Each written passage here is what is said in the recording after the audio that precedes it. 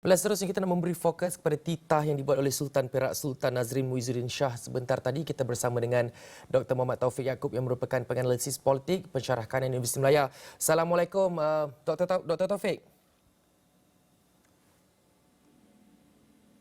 Dr. Taufik dengar?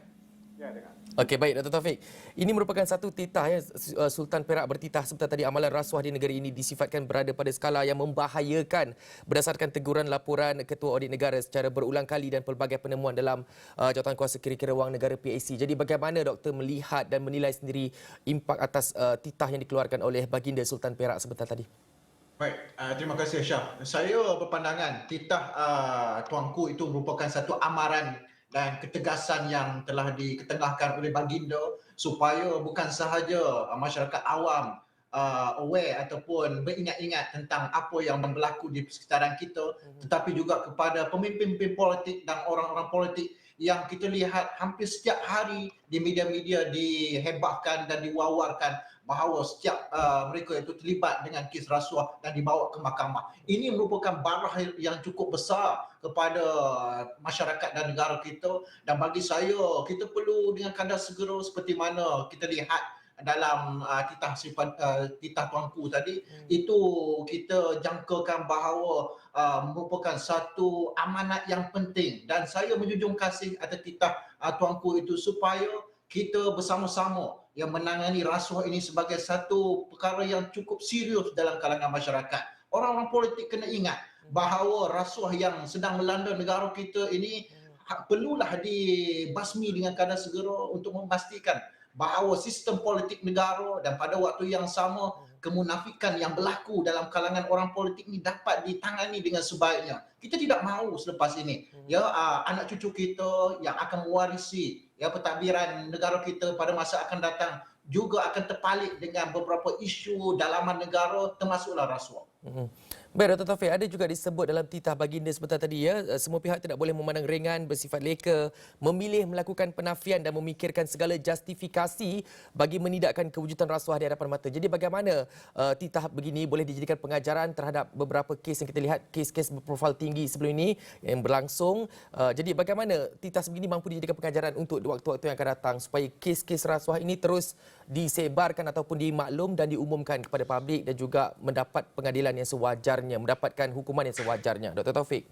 Kita lihat kempen-kempen dan pelbagai usaha dilakukan bukan saja oleh SPRM tetapi juga di peringkat institusi pendidikan hinggalah ke peringkat universiti. Tetapi kita lihat masih ada lagi gejala rasuah ini melibatkan pemimpin politik dan masyarakat, sebilangan masyarakat di luar sana, seolah-olah tidak ada kesan dan impak yang positif daripada kempen-kempen dilakukan. Dan bagi saya gejala rasuah yang telah memuncak hari ini merupakan satu keadaan yang perlu kita ingat dan perlu kita perhatikan.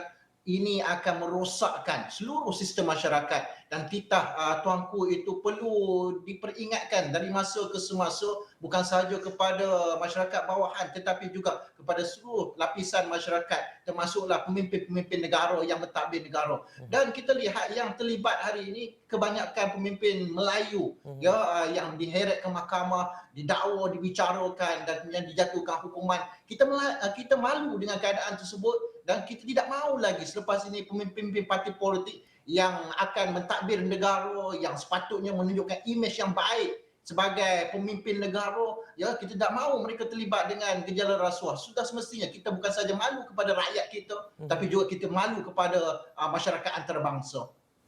Dr. Taufik ada menyebut tadi mengenai kempen-kempen anti rasuah yang berlangsung, banyak program-program sebegini bagi membendung gejala rasuah. Jadi bagaimana sebenarnya kalau nak diikutkan ataupun nak dilihatkan situasi ketika ini, bagaimana nak pastikan badan-badan yang tercala ataupun individu-individu yang terlibat secara langsung dan tidak langsung dalam kes-kes seperti ini, kalau macam badan-badan yang terlibat mungkin boleh dipulihkan.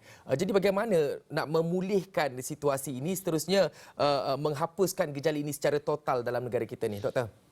Sudah semestinya apabila kita melihat bahawa ada yang dakwa di mahkamah, kemudiannya kes-kes mereka itu melibatkan pelbagai kelompok masyarakat, kita kena buat hebahan secara besar-besaran supaya ini dapat memberi keinsafan bukan sahaja kepada masyarakat tapi juga kepada pemimpin-pemimpin yang terlibat dengan rasuah. Sudah semestinya kita telah melakukan pelbagai kempen dan tindakan-tindakan yang seolah-olah kita mahu rasuah ini dibasmi sepenuhnya, tetapi akhirnya masih ada lagi. Jadi persoalan timbul, kenapakah kempen ataupun usaha-usaha yang dilakukan sebelum ini tidak berjaya? Yang pertama, saya lihat ya budaya kita sudah terpalit ataupun sudah bersama dengan rasuah sudah lama. Jadi memerlukan satu great reset kepada bagaimana untuk menangani rasuah. Dan yang kedua, hukuman itu perlu dipertingkatkan dengan lebih lagi supaya bukan sahaja memberi pengajaran kepada pelaku-pelaku rasuah tapi juga kepada masyarakat di luar sana bahawa bahayanya rasuah ini bukan sahaja kepada individu, bukan sahaja kepada institusi, tapi juga pada waktu yang sama kepada seluruh sistem politik yang kita ada di negara kita. Kalau mahukan satu kebebasan ataupun boleh kita katakan rasuah itu bebas sepenuhnya daripada cengkaman eksekutif ataupun mana-mana pihak, biarkan kita lihat satu Suruhanjaya yang benar-benar tidak diganggu-gugat oleh mana-mana pihak, kerana ini akan memberikan satu imej yang positif kepada negara kita. Kita mempunyai sebuah badan kehakiman yang bebas, SPRM yang bebas, dan kita pastikan bahawa tindakan-tindakan yang akan dilakukan oleh SPRM selepas ini tidak ada satu tindakan yang boleh kita baunya itu campur tangan daripada campur tangan politik. Itu kita tidak mahu. Baik, Dr. Taufik, ini mungkin soalan saya yang terakhir. Menuju ke hadapannya, tahun-tahun yang akan datang, bagaimana kita nak pastikan the separation of power antara badan kehakiman dan juga eksekutif ini betul boleh ataupun direalisasikan pengasingannya dan juga tidak ada lagi penglibatan secara langsung antara dua badan ini yang mana badan eksekutif mengganggu gugat proses badan kehakiman. Jadi bagaimana nak pastikan hal ini boleh berlangsung dengan jayanya pada waktu dan masa-masa akan datang, Dr. Taufik?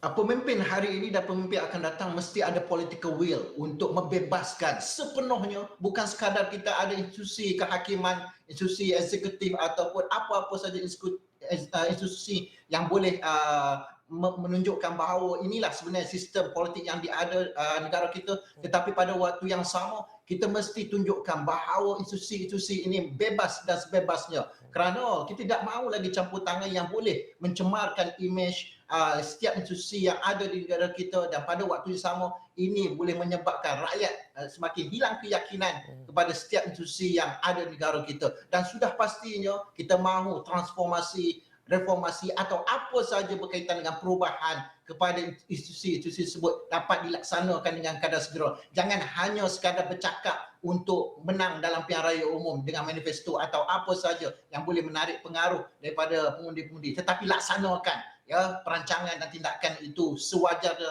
dan realistik.